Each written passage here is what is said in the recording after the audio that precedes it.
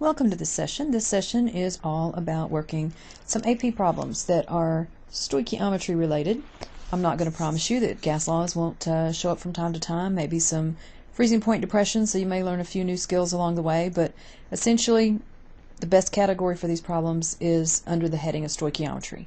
And we have lots of them to work, so the best way for you to do this is to make sure that you have the AP worksheet key that is produced by the National Math and Science Initiative with permission from the College Board.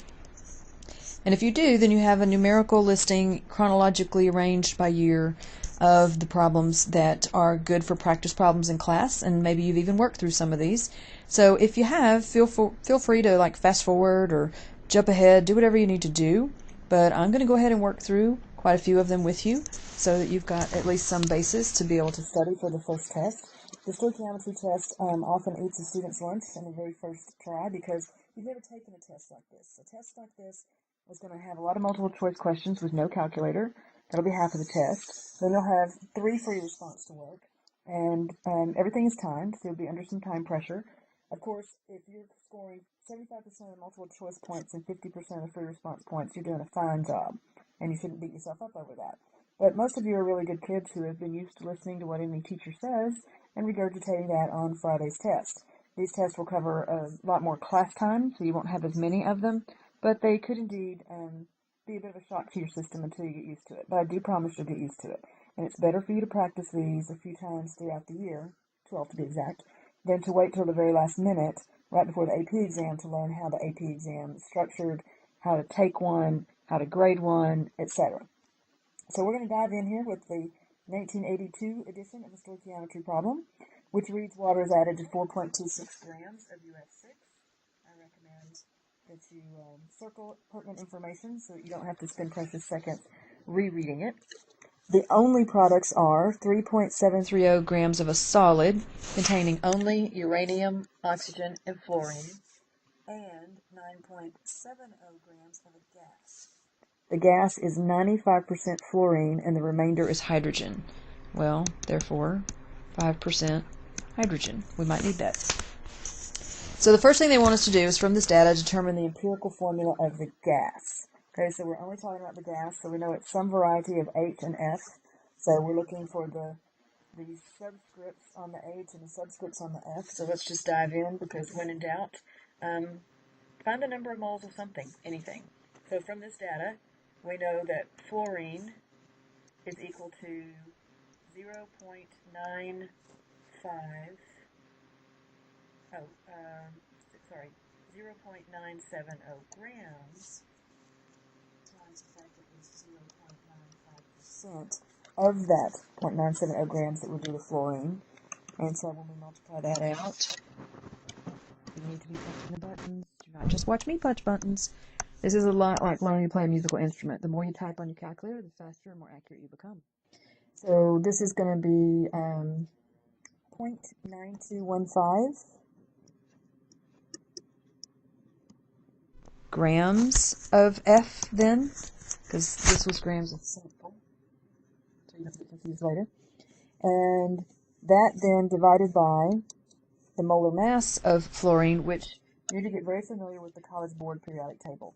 It's on our wiki page. I'm sure you already have a copy or 2 or 3. Hopefully you have some stashed in various places around your house. But we're going to divide by that molar mass of 19 grams per mole. And so it's still sitting in my calculator. Get my calculator back. You want to leave everything in your calculator. You don't want to take anything out. And we have 0.0485. I'm not worried about sig figs in this problem at the moment because ultimately my answer is going to be an empirical formula. Let's do the same thing for hydrogen. So that means that same 0.970 grams of sample times the fact that it's 0.05, which is 5%, hydrogen, gives us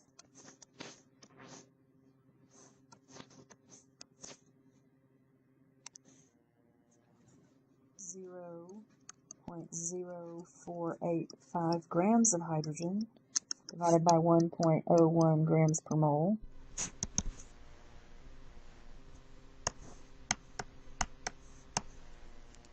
gives us 0.048, which is really close to 0.0485. Pen didn't want to work. Sorry about that. 0.0481. Nope, actually 0.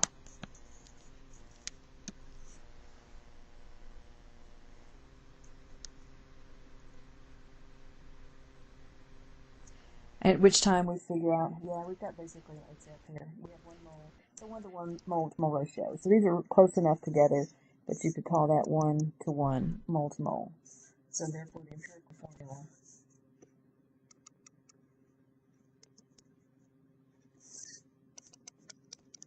is HF. So next they ask me what fraction of the fluorine of the original compound is in the solid and what fraction is in the gas after the reaction. Well, the fraction of fluorine in the original UF6 needs to be found. Let's do that first.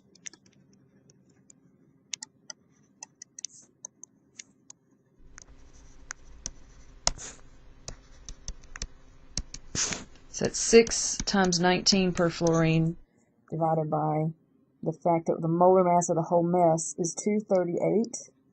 Again, use the periodic table. When you're old like me and do this for a living, you kind of memorize some of these molar masses. So 238 plus, again, the 6 times 19. This is the total molar mass in the denominator and the mass of just fluorine on the top, the 6 fluorines. And so you come out with my calculator. 19 divided by paren 238 plus 6 times 19. Notice the brilliant use of the parentheses keys. Get good at that. So that comes out to be 0.324. That's a fraction, so it actually doesn't have any units. It's a fraction. That means that the number of grams of F in the original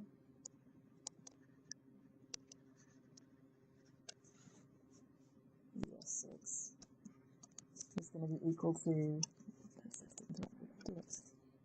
0.324 times the mass of the sample, 4.267 grams of the sample,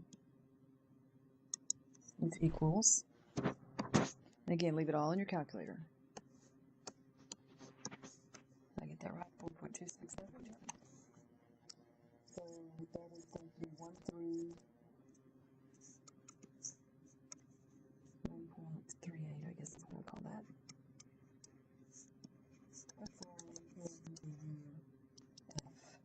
F6. Oops, that's not what I meant to do. I need to click that one. Okay, so why did I do all that? Let's recap. What fraction of the fluorine of the original compound is in the solid, and what fraction in the gas after the reaction? So the fraction of the fluorine in the original, UF6, is 6 times 19 for the 6 times the molar mass of the fluorine over the total molar mass, and I come out with 0.324. So now I need that in grams. So the grams of fluorine in the original UF6 is that fraction of 0.324 times the grams of the entire sample, which is equal to 1.38 grams in the original UF6. So the gas has 0.9215 grams. Where did I get that?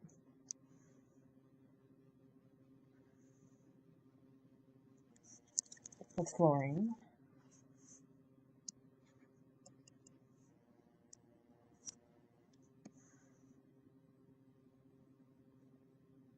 Oh, that's the 95% times. That's one of the first things I did. There was, that number came from part A, right up there, right up here. Okay, so that many grams in the fluorine. Therefore, the fraction of F is going to be equal to the 0.9215 grams over the total mass, which was the 1.38 grams that was in the UF6. And that comes out to be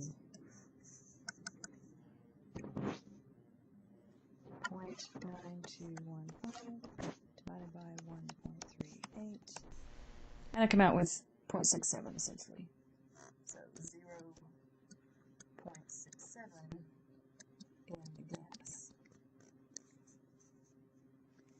Therefore, the solid produced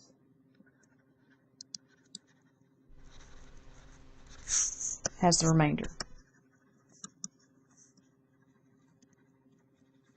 of 0.33 fluorine in the solid. So there's the answer to your question. Why they're in fractions is why these are naked numbers. All right, so one more time from the top. I'm going to make this a little bit bigger so you can see all of it. What did we do? They gave us an amount of UF6.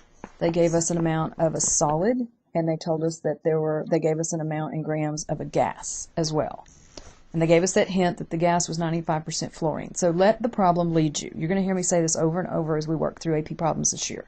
Let the problem lead you. The authors, and I used to be one, the authors have been instructed to write a logical problem that follows a logical chemical problem-solving process that's taught in most textbooks across this country as well as others.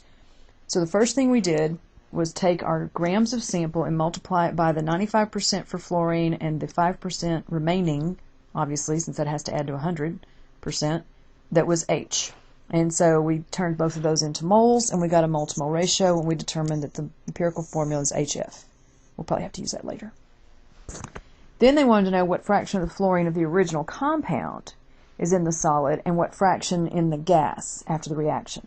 Well, to do that, it's best to know the amount of fluorine in the original UF6. So by mass, that is simply 6 times 19, since there's 6 fluorines, and they're 19 each, over the total, so this is part over whole, over the total of 238 for the uranium plus that 6 times 19 for all those fluorines, and you come out with 0.324. So the grams of fluorine in the original then is 0.324 times the mass of that original sample. So that was your UF6 sample. That came out to be 1.38 grams of fluorine in the UF6.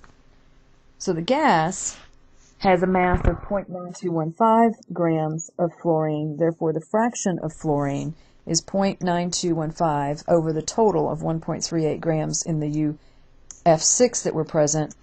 So the fraction of the fluorine from the original sample that ended up in the gas was 2/3, or 0.67, and if you wrote 2/3, that's fine. And so the solid produced then has the rest of that, which is 1 minus 0.67, which would be 0.33. So that the total adds up to 1.0 for the whole. All right, so a little bit of a workout on your basic 5th grade percent skills, but not too evil so far. Now we want to know what is the formula of the solid product. Okay, so in order to do that, I got to realize what the solid product contains. It contained uranium, and it contained oxygen, and it contained fluorine. I gotta say UFO was way more fun, so I'm gonna do it in that order. Give a girl a little bit of fun here. All right, so the mass of U would be the 4.267 grams of UF6 they told us at the beginning, minus the 1.38 grams of F that we solved for earlier. Way back up here, right here. And that comes out to be 4.267 minus 1.38, 2.887. So I'll call it 2.89. That many grams of uranium. And then the mass of the fluorine is going to be equal to the 1.38 grams of the fluorine in UF6.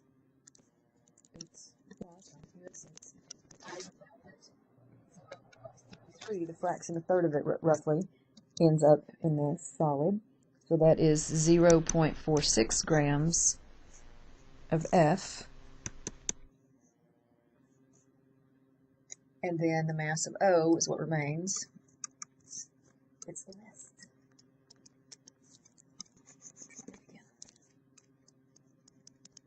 The rest. So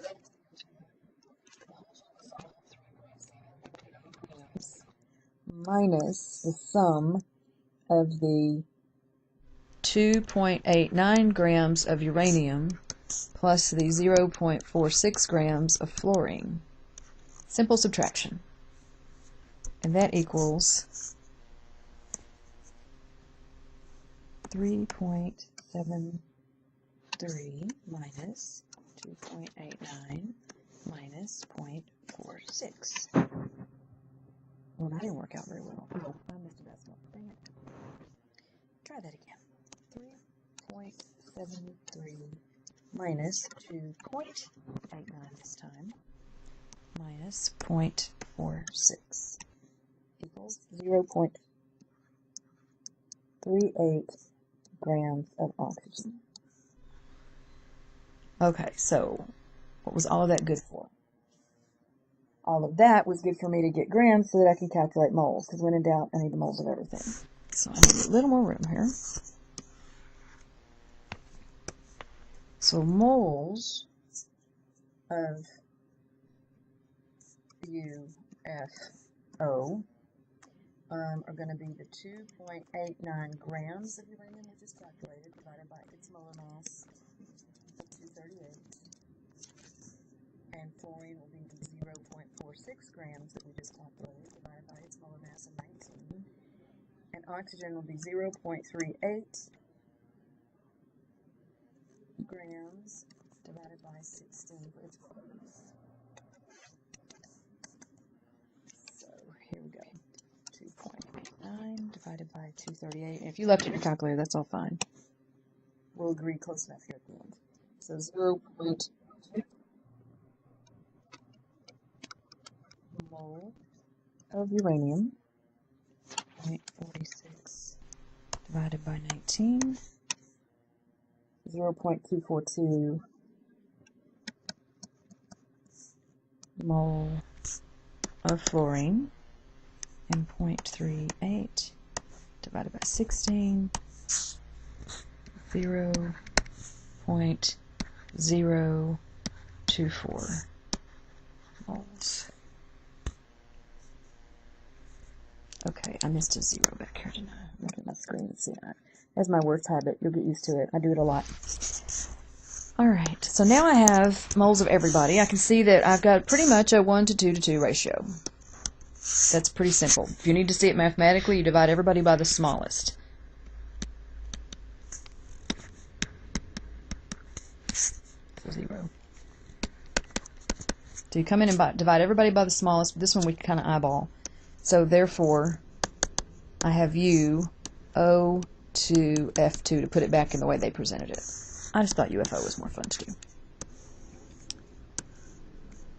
Alright, now, finally, what do they want me to do? Write a balanced equation for the reaction between UF6 and water, and assume that the empirical formula of the gas is the true formula. So UF6 is going to give me what I just figured out. UO2F2, and again, let the problem lead you. You just figured it out for a reason.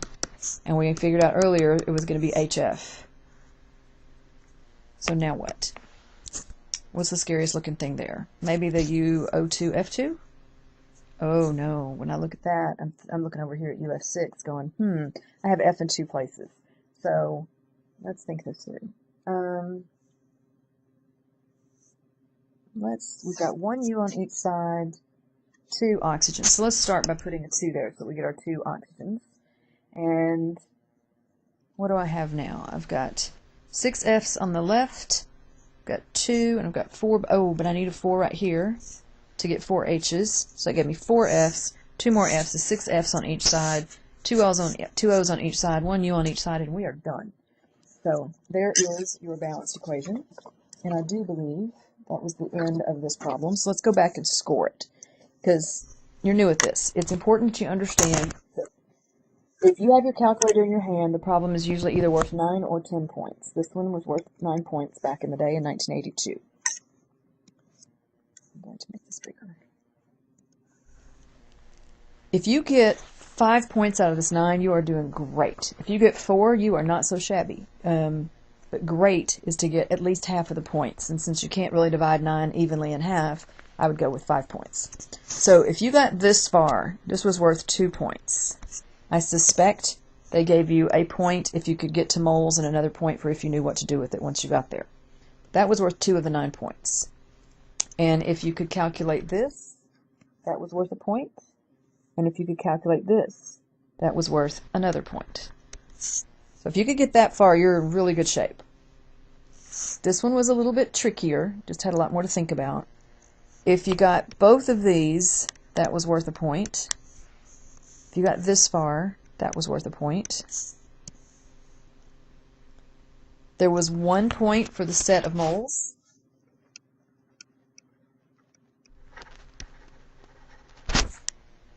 And 1 point for a final answer.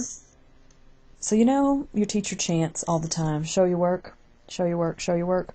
I realize that some of you are so very smart that you could have just done all of this in your calculator without writing a bloody thing down. More power to you in multiple choice. You won't have a calculator there, but more power to you. But look at the points and look at the way this is set up. Part C was worth 1, 2, 3, 4 points, and if all you wrote down was the final answer, you lost 3 of them. So you do have to show intermediate steps along the way. Finding the number of moles is always a good one. Finding a multimole ratio in this case was also a good one. And then finally, the easiest of all is this point for getting a correct balance equation. So that's how it's scored. Again, if you got 4 or 5 points out of this, you are doing really good. If this was your very first try and you even got 2 points out of this, that is not totally disgraceful. If you scratch your head and don't know where to start, hear the sound of my voice over and over saying, when in doubt, compute the number of moles of something. Anything. Just get started. Just find the number of moles of something. It's going to come in handy. And then if you think about empirical formulas, they're multimole ratios. Very simple multimole ratios. We do not write H 0.048 F 0.0485. We simplify that by dividing both by the smallest and coming out with basically a 1-to-1 ratio. Considering this was experimental data, it's never going to come out perfect, and you shouldn't expect it to come out perfect.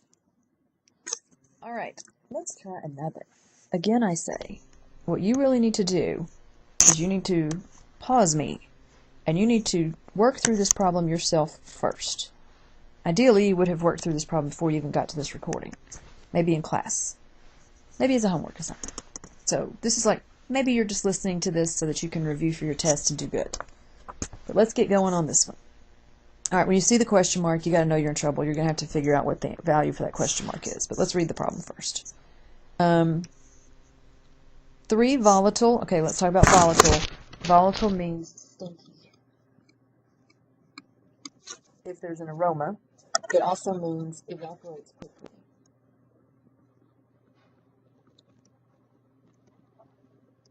So if you've ever put gasoline in your car, you smell it as it's coming out of the pump. That's a very volatile liquid. It means that they evaporate very easily, but they're not very attracted to each other at the molecular level, so they escape the liquid phase very easily, and usually the warmth of the environment is enough to help them have enough thermal energy to evaporate. So 3 volatile compounds, X, Y, and Z, each contain element Q. The percent by weight of element Q in each compound was determined, and some of the data obtained are given below. So they give me a piece of information about vapor density. It's the same as gas density. The difference between a gas and a vapor is that a vapor comes from something that was a liquid at room temperature, like gasoline, like rubbing alcohol, like perfumes. So the vapor density of the compound is just the density. But if it's a vapor or a gas, it's going to be given to you in grams per liter. That's important to know. Of compound X at 27 degrees Celsius and 700 millim. Okay, look at that. You have a temperature and a pressure. That means there is a very good chance that you are going to do PV-NRT. PV equals nRT, the ideal gas law. So you need to start marking these amounts up and underlining them so that you can find them quickly. And it was determined to be 3.53 grams per liter. That's how you report densities of gases. If it's a liquid or a solid, you do grams per milliliter. Calculate the molecular weight of compound X. Well, hopefully in first year you were introduced to the molar mass kitty cat, but if you were not, then let me introduce you. Molar mass, for anything that was in the gas phase, and I know I'm in the and temperatures, it is equal to the density of the gas, which we'll symbolize with a D, times R and T, as in PV equals nRT, over P. Because every good cat, again, this is the molar mass kitty cat. I realize that's spelled with a C, but it's more fun with K. So this molar mass kitty cat, any good cat, if any of you ever watched a cat before with its elimination habits, puts dirt over its pee. I'm not proud of this, but it actually works really quickly in solving clean problems, and you haven't seen the last of it. So we're going to put in the density of 3.53 grams per liter. Is the 0.0821 liter atmosphere mole Kelvin, and that's going to dictate our units for the rest of this calculation. While we're here in this 0.0821, you're going to use it a lot, so let's just program it into your calculator. So we go 0.0821, you get it in your calculator. Right above your on button is a store button, and an arrow comes onto your screen, and let's call it R. And the R lives above your multiplication sign button. Press enter to make it stick. So now I don't have to risk typing that wrong or be annoyed by typing it over and over again as you sit and work problems. Always good to do a lot of your constants that way for homework assignments. The T has to go in as Kelvin. So this will be 27 plus 273, and I can do that in my head. That's 300 Kelvin. So that is 300 Kelvin. And the P has got to be in atmospheres. There are 760 millimeters of mercury in 1 atmosphere, so we have a fraction of an atmosphere that is equal to 750 over 760 atmospheres. So my atmospheres will cancel, my kelvins will cancel, my liters will cancel, and I will come out in grams per mole, which is beautiful if you're looking for a molar mass. So therefore, the molar mass of X, compound X, is equal to 3.53 times alpha R, we're just recalling that number, times 300.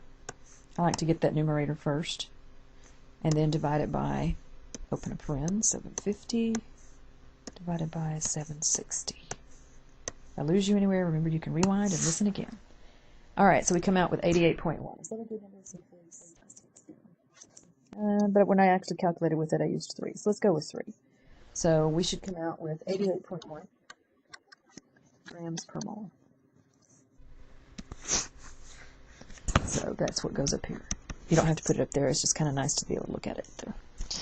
So the next thing they want me to do is determine the mass of element Q obtained in 1 mole of each of these of the 3 compounds. Okay, so if you give me a molar mass and then you give me a percent, I can make all of these into fractions by dividing by the 100, moving the decimal 2 places, and multiply, and I'll get the mass in each one, X, Y, and Z. So for X, it's 0.648 because it was 64.8% times the 88.1 we just found grams per mole, and that's going to give me 57.1 grams. This was times 1 mole, so the moles are going to really flop out of Q. And then for Y, it was 0.730. So that's, oh no, I take that back. It's up in the table, it's 104 grams per mole. And so that is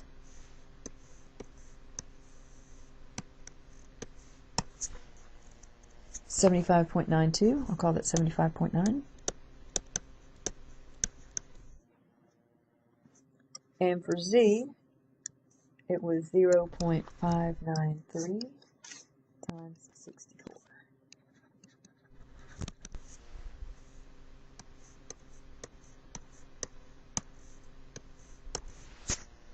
37.95. Let's call that 38.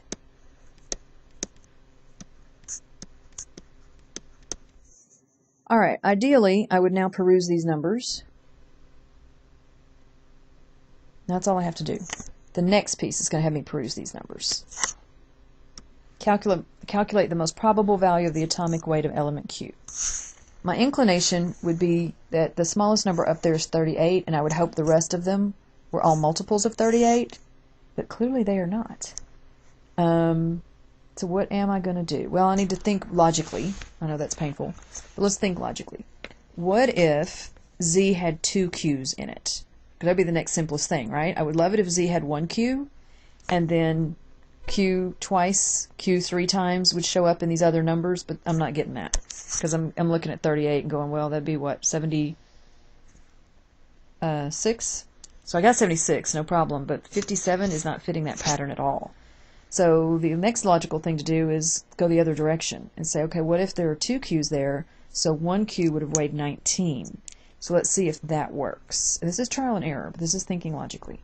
38 divided by 19 would be 2. So 76 divided by 19 is also going to work and be 4. And then 57.1 divided by 19 comes out 3. Okay, that's nice. So I'm now convinced that Q is 19. So Q is 19 grams per mole since all must contain a multiple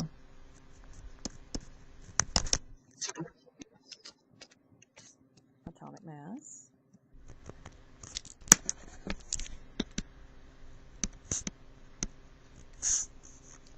and 38 is too large.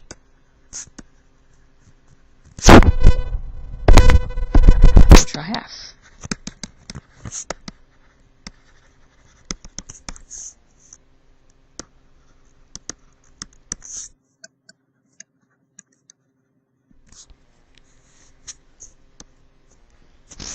Okay, so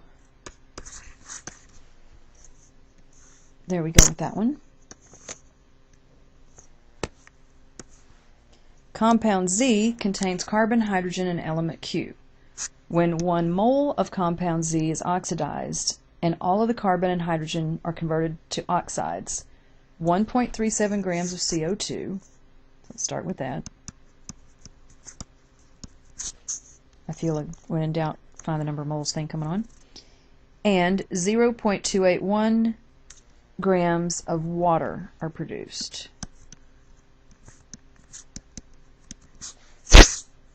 Determine the most probable molecular formula for compound Z. Well, when in doubt, find the number of moles. So let's divide this by the molar mass of carbon, 44.01 grams per mole, and we'll get moles of carbon dioxide. And then this divided by the molar mass of water, 18.02. So 1.37 divided by 44.01. And that's 0.0311 mole of carbon dioxide. Therefore, that's the same number of moles of carbon, because it says carbon, hydrogen, and element Q. All right, so that's 0.0331 moles of carbon. Because there's only 1 carbon for each one of those CO2s. All right, do the same thing with the water. 0.281 divided by 18.02. And we get 156. Can I call it that? Moles. You're going to see a lot of that. Mole H2O. Therefore, see that little 2? Double that, because there's 2 hydrogens for every one of these. So 0.0312.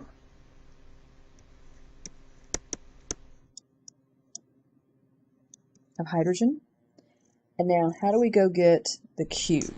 Because we've got our moles of carbon, we've got our moles of hydrogen. It's looking pretty good. They're 1 to 1. And now, what do I do about the Q? Q, I need the grams of Q.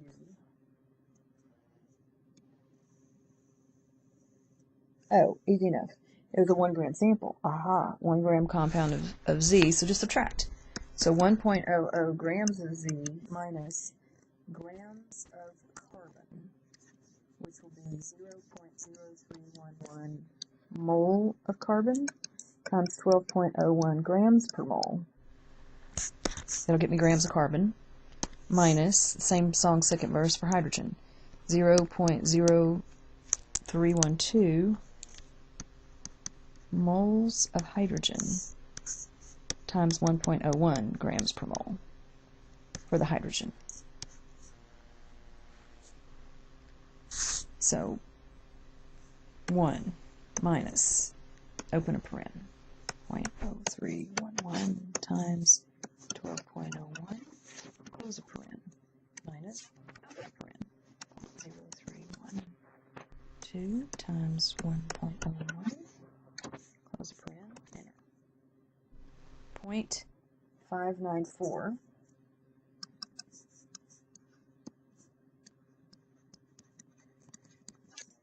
grams of Q. Then we're going to divide that by 19. That's what we figured out earlier. Let the problem leave you. Grams per mole equals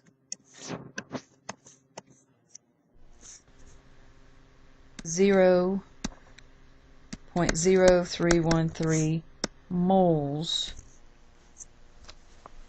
of Q. Okay, so now we got moles of everybody. 0.0311, 0.0312, 0.0313. Yeah, I'd call that all the same. So it's going to be CHQ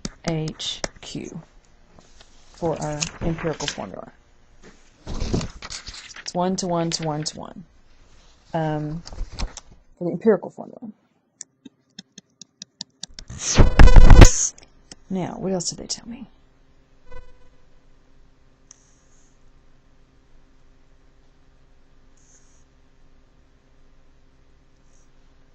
Let's look back up at the table. Molar mass, that's what I was needing. It wasn't in the word, so it had to be up here in the table. The molar mass of Z is 64.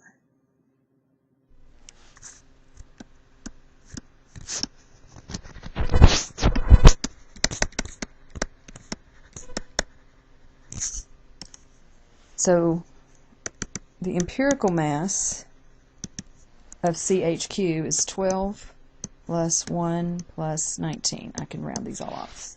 We'll get the big idea here. It's 32. And the molar mass of compound Z is 64. Therefore, the molecular formula of compound Z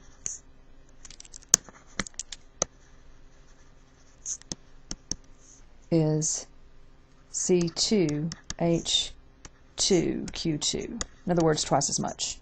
So once you figure out that's a 1 to 1 to 1 ratio, and you figure out that's 32 and that's 64, which is a doubling of 32, then you simply double all the subscripts in the empirical formula to get your molecular formula.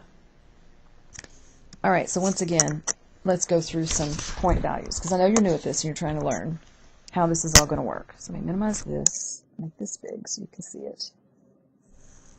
So this also was a 9-point question.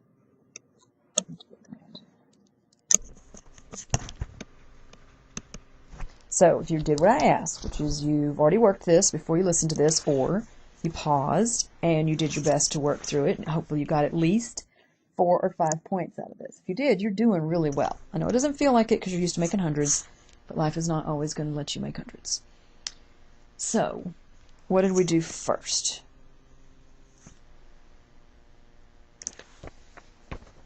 What we did first was find the molar mass of compound X.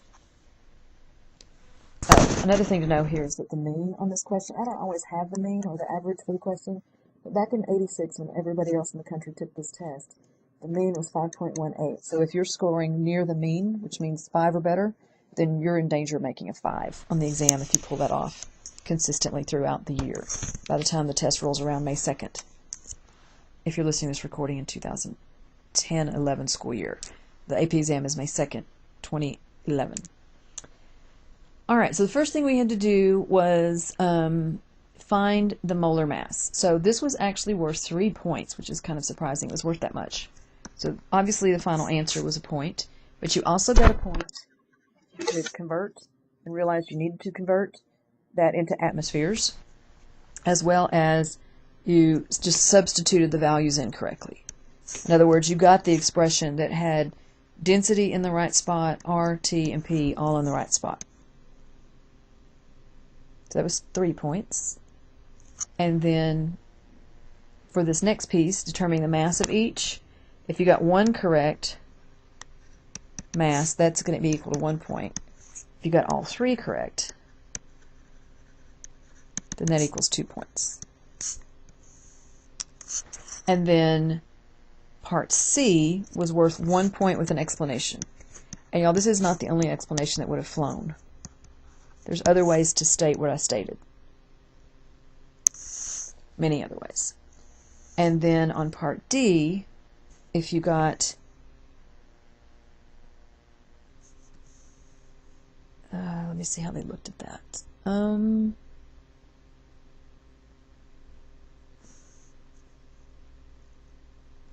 Okay, this was worth a point.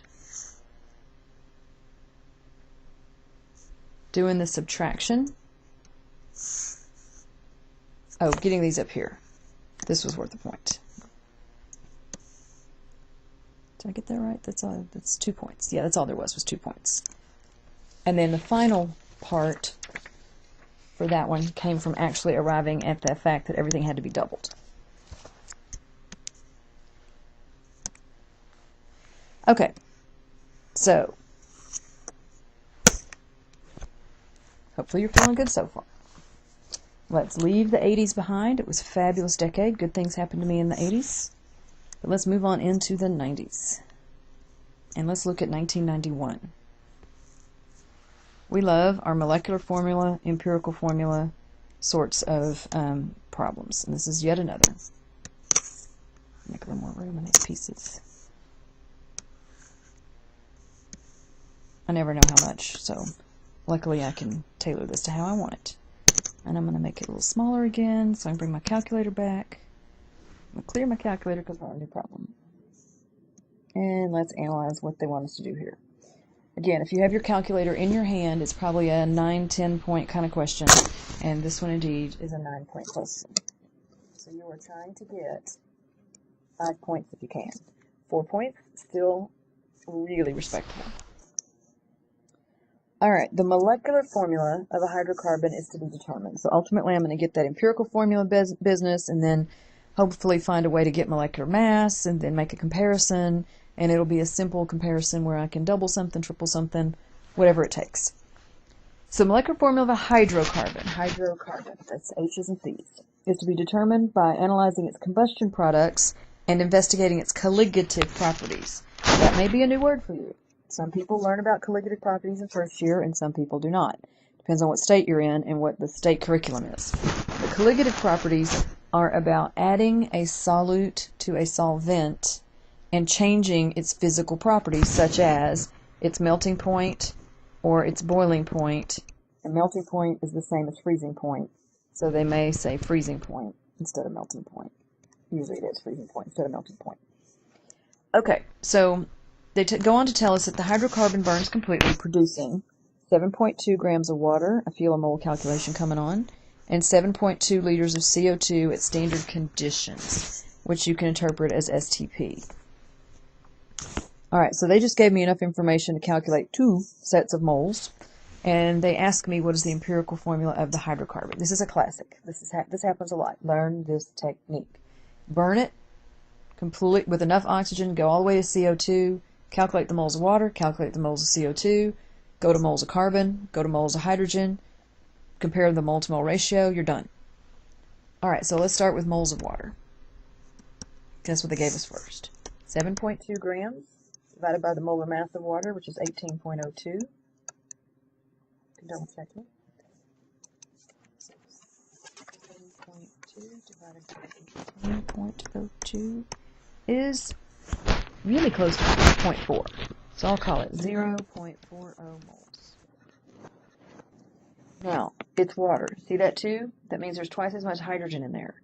If you listen to any of the previous tapes about the lecture things in stoichiometry, you heard me give my gory organ bank analogy. This is like saying the water molecule is a human body, and you're managing the organs for donation in an organ bank, and you've got around 6 bodies on a given day, and each has a pair of functioning kidneys, or they did when they were alive, and so that would be 12 kidneys. So this is like hydrogen is like the kidney, and oxygen is like the heart. So if I have 0.04 moles of H2O, then I have 0.80 moles of hydrogen. It's just twice as much because that little 2 right there.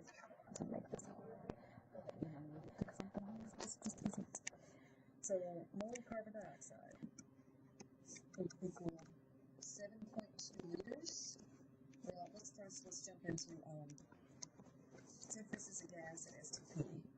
We could take our liters and divide it by 22.4, or we could put this in PV equals nRT. So let's go with this PV equals nRT. So if PV equals nRT, here's the number of moles, N equals PV over RT equals, what was my pressure? 1 atmosphere. What is my volume? 7.2 liters. And that is over 0.0821 liter atmosphere. Mole. Kelvin. A constant side is to carry all the goofy units to make everything cancel out, except what we want, which is mole. And then 273 Kelvin, because that's what STP is. 1 atmosphere, 273. So now my atmospheres cancel. My liters cancel. My kelvins cancel. And I have a 1 over a 1 over a mole, which ends up being a unit of just plain old mole. So that would be 7.2 divided by, I'm going to open a paren, alpha R times 273. If you skipped through some of the first part of this to get to this problem, and you're wondering, alpha R, what are you talking about?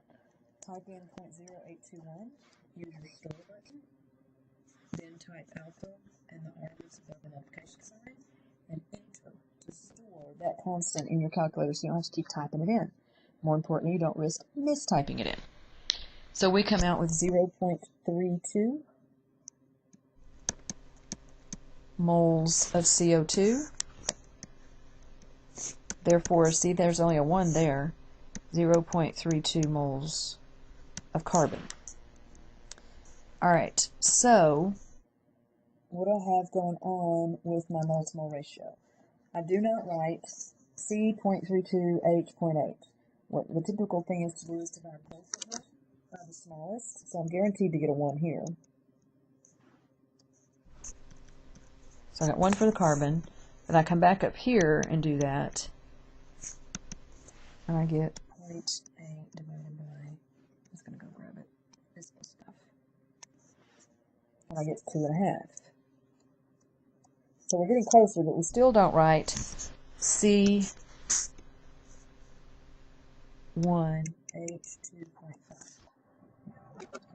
We don't. So C2H5 is the empirical formula for the hydrocarbon. So we double both because we want simple integers. So 1 to 2.5 wasn't bad, but we can do better than that. So it's trial and error. You double. If that doesn't work, then you triple. If that doesn't work, then you quadruple. If that doesn't work, then you multiply by 5. But eventually, you've got to get really, really close to integers.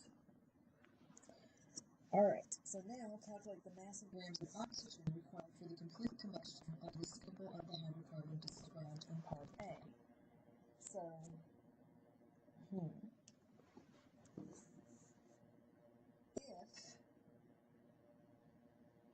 mass of oxygen complete combustion. Alright. Let's do the stoichiometry. Let's just do it as an equation. There's 2 ways you can kind of look at this. We go through this simple math stuff, but the way you probably were thinking more likely is to just write an equation like it's CO2. So if it's C0H5 plus oxygen, chemical combustion of a hydrocarbon, we make CO2 and we make H2O. So if we try to fix the carbon, we put a 2 here. If we try to fix the hydrogen, we're in trouble because we have a 5 and a 2. So instead, when you get in trouble, you double the area thing. So now that becomes 10 hydrogen, so I'll put a 5 there, and I'll put a 4 there. Hope the oxygen's okay. And if you save the oxygen for last, you put anything you want in front of there because we have even numbers. Don't have even numbers. Yes, okay, oxygen fraction. It'll be alright. I know you're not used to that, but you know, it's gonna work out okay. So, how many oxygens do I have? 4 times 2 is 8, plus 5 is 13. So if I put 13 halves in there, then I'm good to go. So, what did we just figure out? What do we know so far?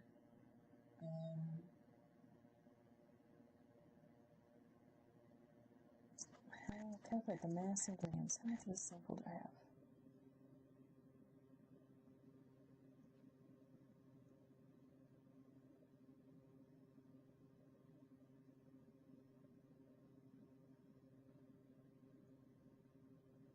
Oh, okay.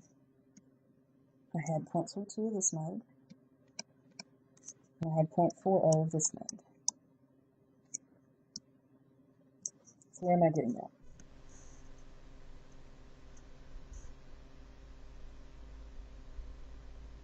Moles of carbon dioxide, 0.32. All right, so see that where I put that in my situation here. And then moles of water was 0.4. So I'd already calculated those. So now let's do the stoichiometry of it. These come out exactly the same. This is not a tricky limiting reactant moment, but I'll do them both just to prove it to you. My way of doing stoichiometry is not dimensional analysis. I look at this as a table, and I'm sitting here with a number of moles. So I would say, okay, if 0.42 goes with the coefficient of 4, then what does coefficient 13.5? What is that going to be? The 13.5 is also known as 6.5. If you like it, you guys will find better than 13.5. So I'd simply take the 0.32 divided by 4 where 1 is, and then multiply that by 6.5. Now come out from that direction and come out with 0.52 moles.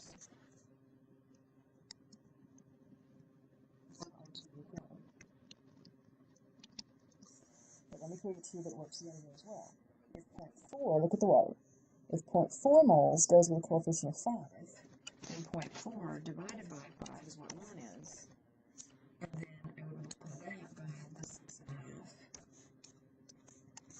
And voila, it's still coming out 0.52. So we are trying to trick you for the limiting reactant moment here. Either way you went at this, and there are many ways to come at this, you're going to come out with the fact that you need 0.52 moles of oxygen required.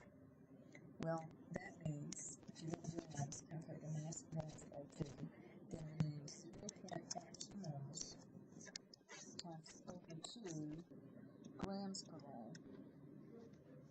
Right, so that cancels, and I'll come out with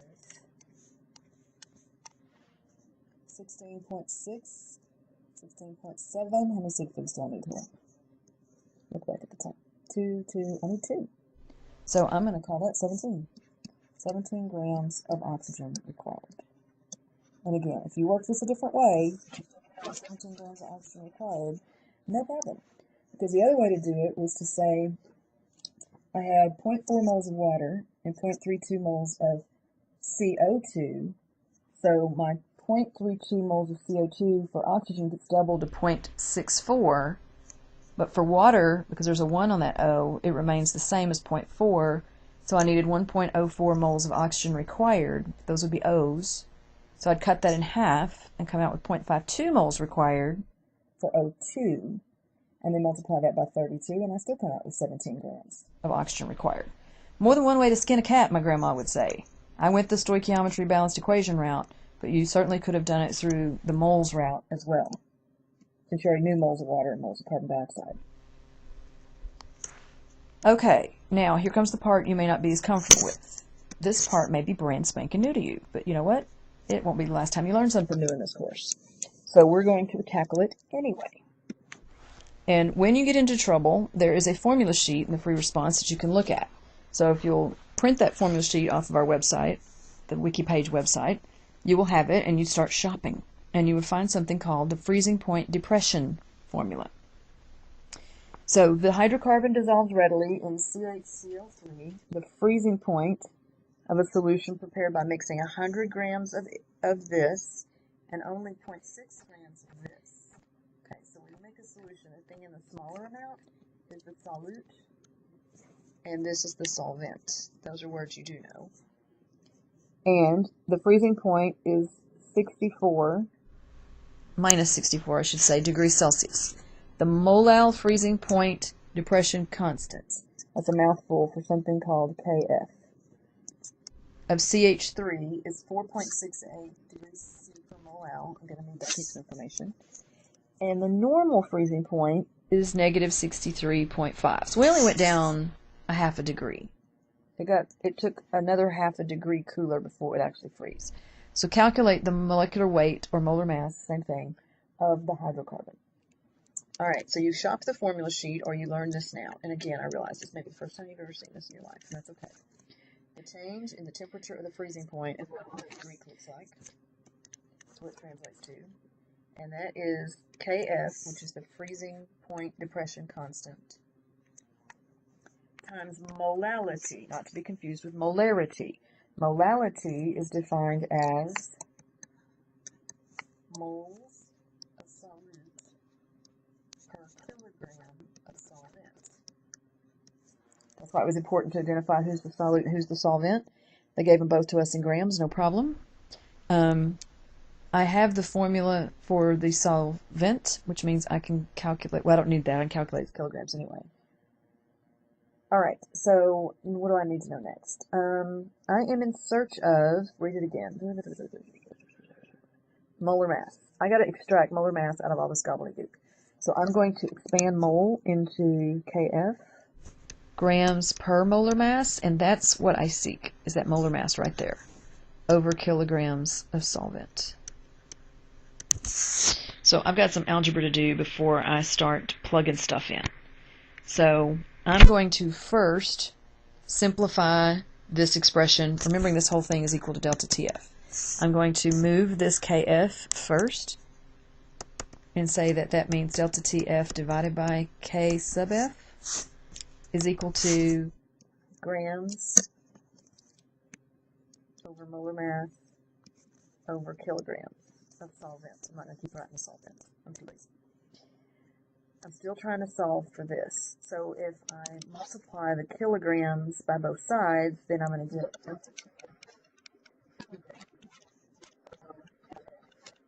is equal to grams over molar mass. I would rather flip it at this point, but you know, there's, again, more than one way to skin a cat. But my algebra teacher back in high school taught me to flip it at this point if I wanted to solve for this. So I'm going to say molar mass over gram is equal to Kf over delta Tf kilogram. I flipped and I switched at the same time. Sides of the equation, that is. And now if I multiply this gobbledygook by grams, that will be gone, and I will have a final expression. Molar mass equals Kf times the grams over delta Tf times the kilograms. It's time to make a decision.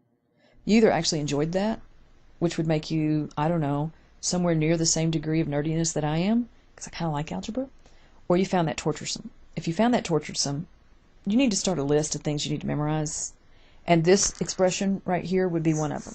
The molar mass is equal to the freezing point depression constant, Kf times G, over delta Tf times Kg. There's actually a little pattern in there that's kind of easy to memorize. Now, it's just a direct plug and plug. So, 4.6 per molal times the grams of the solute, I remind you, which was 0.600, over the change in the temperature of the freezing point. So I come back and compare these, and delta TF was equal to a half a degree. It only dropped by a half a degree. So this is 0.5 degrees Celsius Don't worry about the sign on it. Molar mass is positive. For the love of God, there's no such thing as a negative molar mass. And then the kilograms of solvent would be 100 grams, so that's 0.100 kilograms. All right, so this little molal right here is really grams per kilogram. So you can kind of see how this is going to work out. This is canceled. I'll take that back.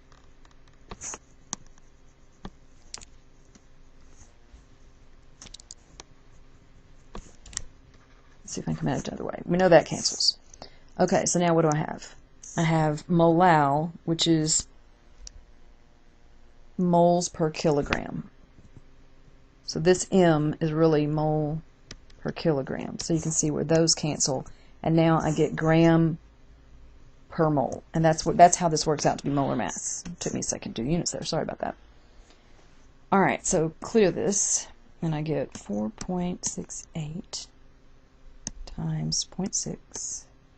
I like to get that numerator, divided by 0.5 times 0.1. And I come out with 56.16, which is logical. It's too many digits for what I want, but I'll round it off here in just a second. And I get, that's grams per mole. I'm going to go back and clean up my sig figs. How many do I need? I have 3, I have 3, I have 3, I have 3. I'm thinking 3. So we will call that 56.2.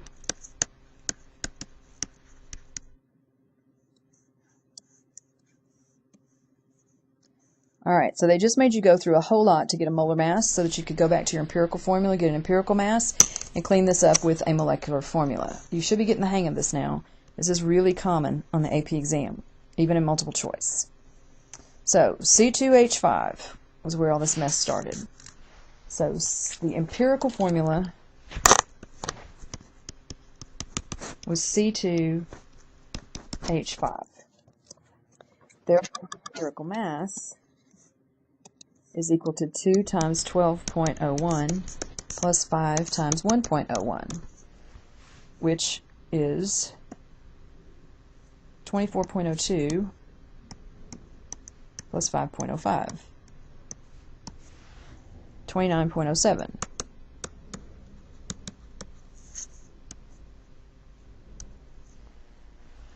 Molar mass was equal to 56.2, and when we divide that, or let's just multiply it by 2, and you'll see that you come out really close to 58. So it's approximately twice the empirical mass. Therefore, molecular formula is going to be twice. That just didn't come out very pretty.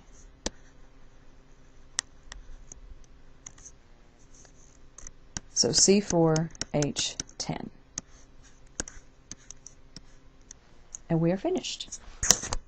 So again, let's go through the scoring. 9-point total. Let's see how that broke down.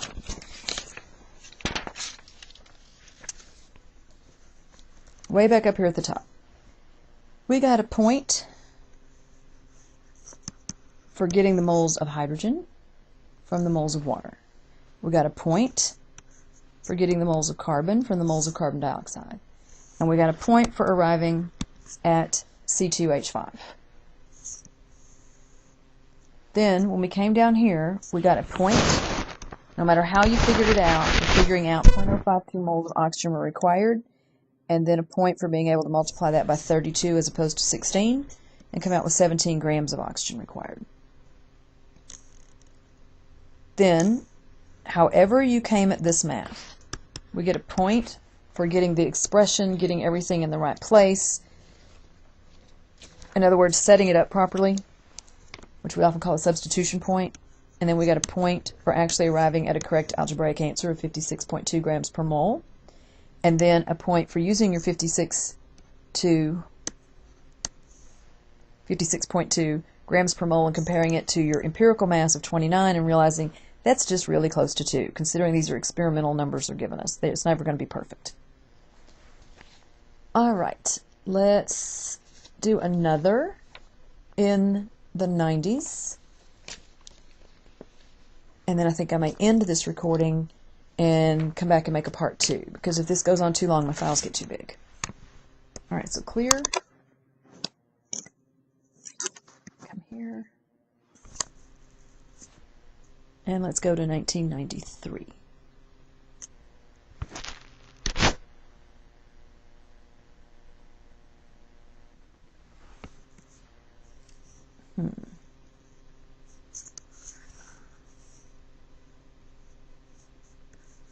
This one's better. I'm going to copy this. Bear with me. And paste it. And right key effort.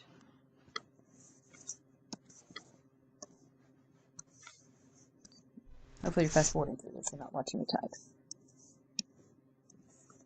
It never hurts my feelings, by the way. Alright, I'm going to need more room. And it's kind of nice if you have the patience to at least glance through these. I'm not saying you have to work every one of them. What I will say is that everybody's capable of learning this. It just matters what the repetitions are. Somehow I got off a 93. Don't know what I did.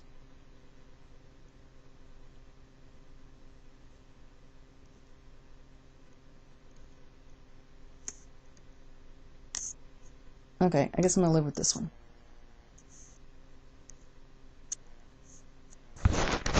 I don't like these little screen clipping things on.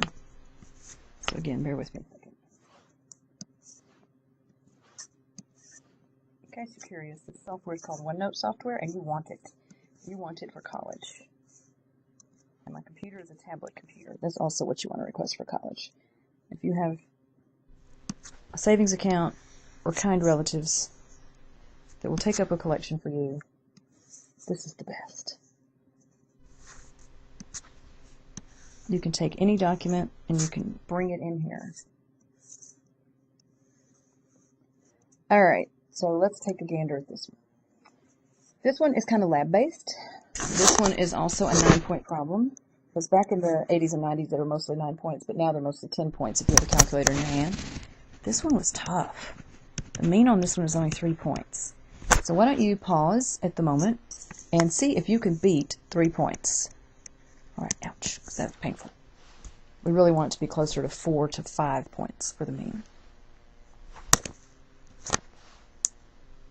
Alright, so give this a shot. I'll wait, you can pause me.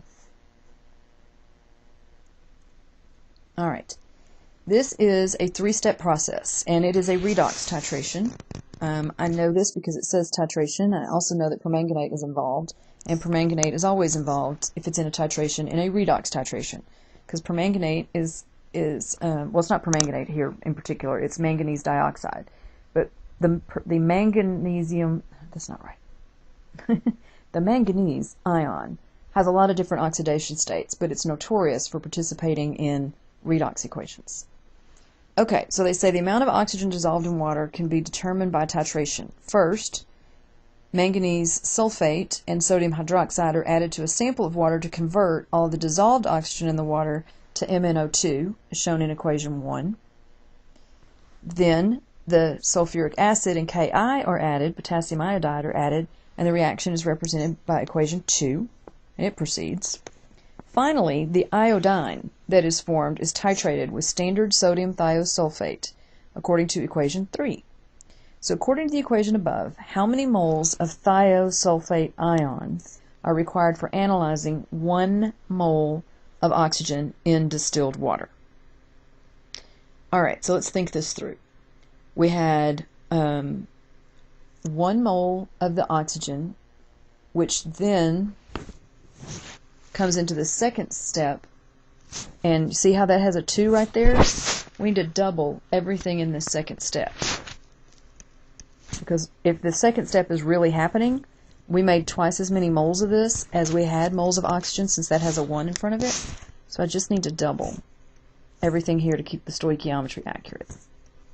They simplified it. I'm going to unsimplify it. Okay, now what? Now when we do that, we realize that, we needed, I'm looking for my manganate ions here. Oh, see that 2 right there? I introduced a 2 on the iodine. So again, with the whole idea of doubling everything. Okay, so that's the real story. They just did them in simplified, easy steps as separate processes because it was a lab. But that's the real stoichiometry. And so to see that, it's obvious from that you need 4 moles of the S2O3. So 4 moles of the S2O3 2 minus ion are required. Now, let's say you didn't catch that. You can still do it by dimensional analysis. Just start off this way. 1 mole of oxygen. There's 2 moles of the MnO2 per 1 mole of oxygen. Where am I getting that? I'm getting that from step 1. Clear this off. See, there's 1 mole oxygen right here and 2 moles there. So I'm just getting that from step 1. And then what happens?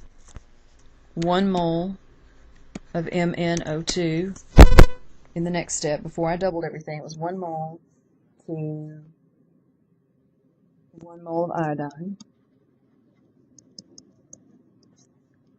That looks like S2O. I'm done with it, doesn't it? Let's make that a little better. I2. And then, how do I get rid of that I2? There's 1 mole of I2, again, before I doubled it originally, to 2 moles of S2O3 2 minus. So what do you end up coming out with?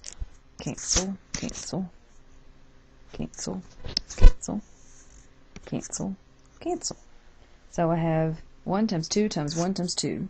That would be 4. Divided by 1, divided by 1, divided by 1, that's still 4. 4 mole of S2O3 2 minus ion. So you either look up there and you figure it out by realizing you've got to respect the stoichiometry in each one of those subsequent steps, or you can do it through dimensional analysis. It's your choice. Either way, it was worth a point. And it was a lot of thinking to get that point, actually. All right, so in part B, a student found that a 50 milliliter sample of water required 4.86 milliliters of 0.0112 molar sodium thiosulfate to reach the equivalence point. Calculate the number of moles of oxygen dissolved in this sample. All right, so the moles of S2O3 2 minus are equal to the 4.86 milliliters times the 0.0112 mole per liter. So my liters cancel, and I come out with an answer in millimoles. I need you to start recognizing this as code. This is code for the number of moles. And you can deal with the milli, or you can make them times 10 to the minus 3. I don't care.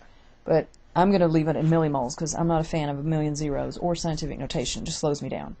So 0.0112 times 4.86 gives me millimoles of, it's a small enough number as it is, 0.0544 millimoles of S2O3 minus.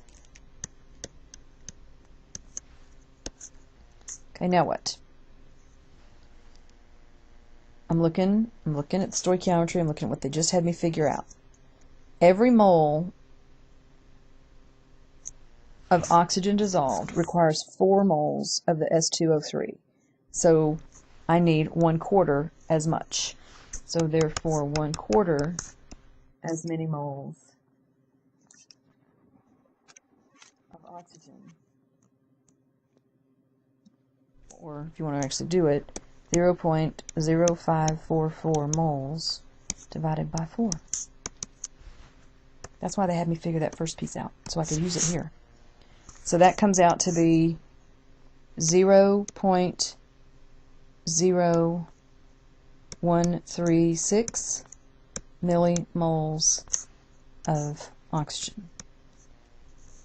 And they said calculate the number of moles. So I'll be nice and put it in scientific notation. So 1, 2. Okay, if it's millimoles, it's already 10 to the minus 3, so that makes it 10 to the minus 4, 10 to the minus 5. So 1.36 times 10 to the minus 5 moles of oxygen. Again, where did this 4 come from? This 4 comes from this 4. It comes from this 4 as well. Figuring out that that's the actual stoichiometric ratio for every mole of oxygen. I'm going to use 4 moles of this thio to actually titrate. Now part C is how would the results in B be affected if some of the iodine were lost before the S2O3 was added. So go back and find the iodine step. So my iodine was generated right here. If some of that is lost and not all of it gets to react, then that's going to require fewer moles of the titrant, S2O3. So less I2 requires less thio. Therefore, lower amount of oxygen reported as dissolved in the sample.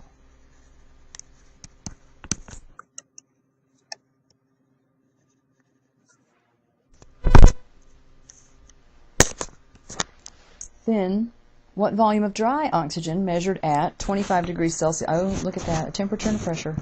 Go directly to Kelvin. You're into the land of ideal gas law. 298 Kelvin. 1 atmosphere. So there's my T. There's my T.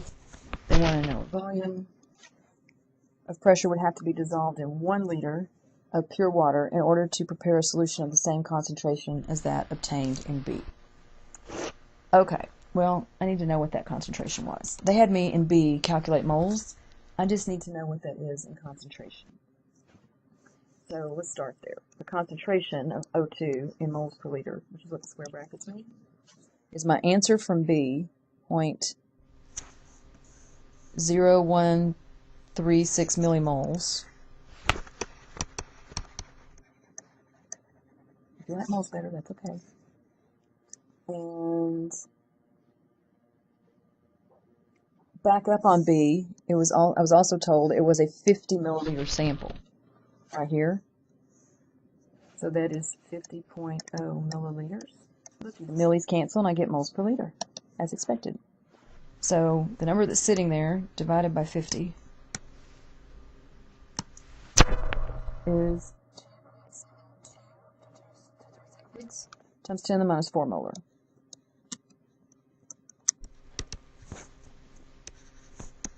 So that's how much oxygen that I have going on. So PV equals nRT.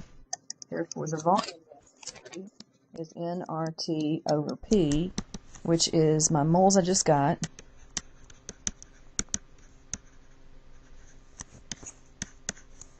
times R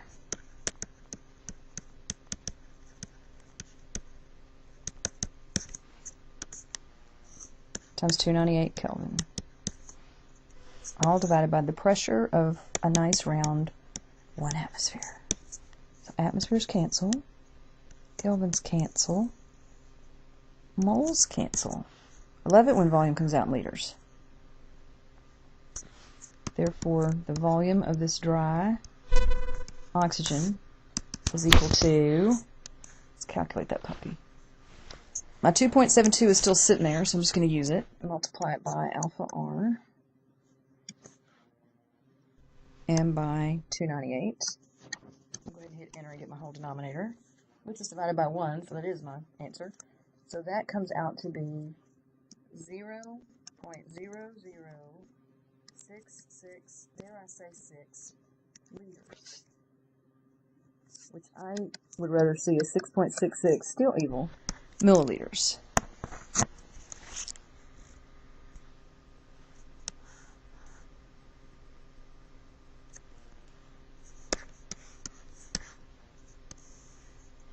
Then, name an appropriate indicator for the reaction that's shown in equation 3 and describe the change you would observe at the end point of the titration. Okay, here's what you need to know.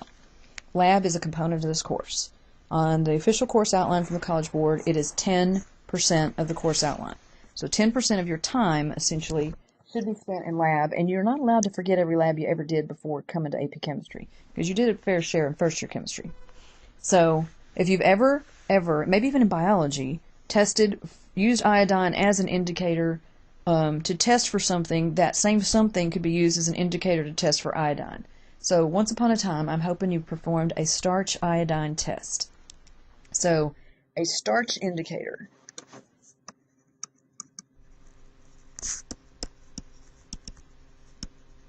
is suitable.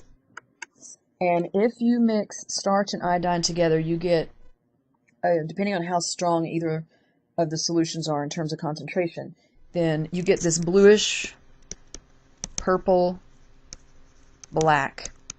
It kind of goes the gamut. If it's fairly dilute, then it's blue. If it's more concentrated, it'll go to a darker bluish, kicking over into purple, which could go all the way so dark purple that it's really kind of black. So that color would disappear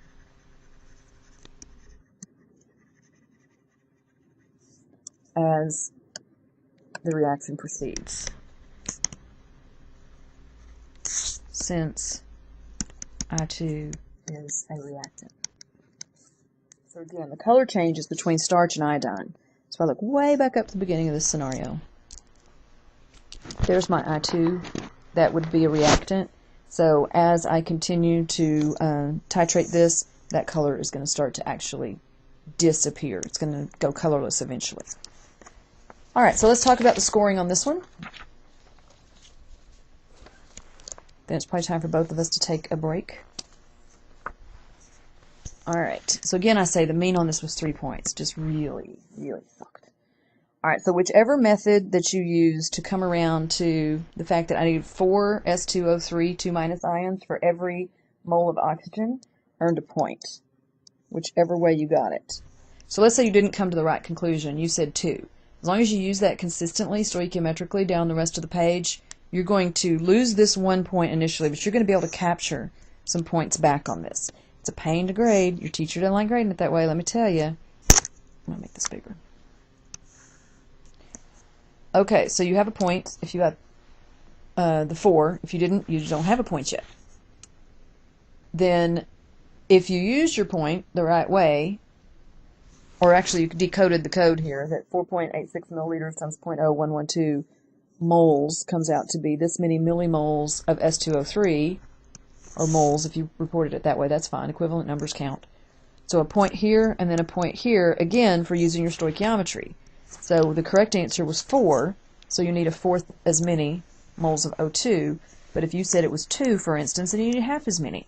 So however you worked that out, if you did that part correctly, you can get both of those points even though you screwed up on part A. Then, part C, less understanding that and writing a sentence that made sense to go with it, earns a point.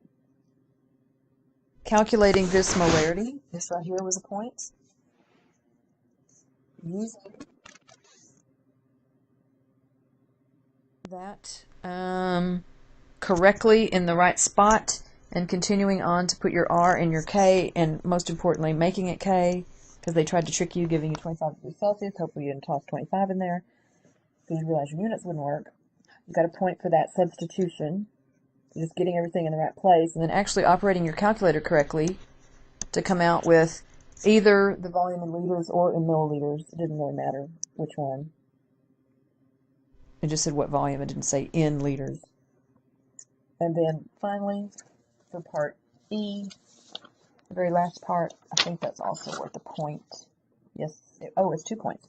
1 point for knowing starch, and 1 point for talking about the color change and getting that correct. In other words, you might not have been able to remember it was starch that you used, but you may have done a lab similar to this where the blue, black, purple color would have faded if the iodine was being used up. It would have appeared if the iodine had been a product. So hopefully you didn't get that backwards. Okay, so I'm going to stop this recording, but let me just kind of give you a foreshadowing, because I don't know how much of this you want to listen to.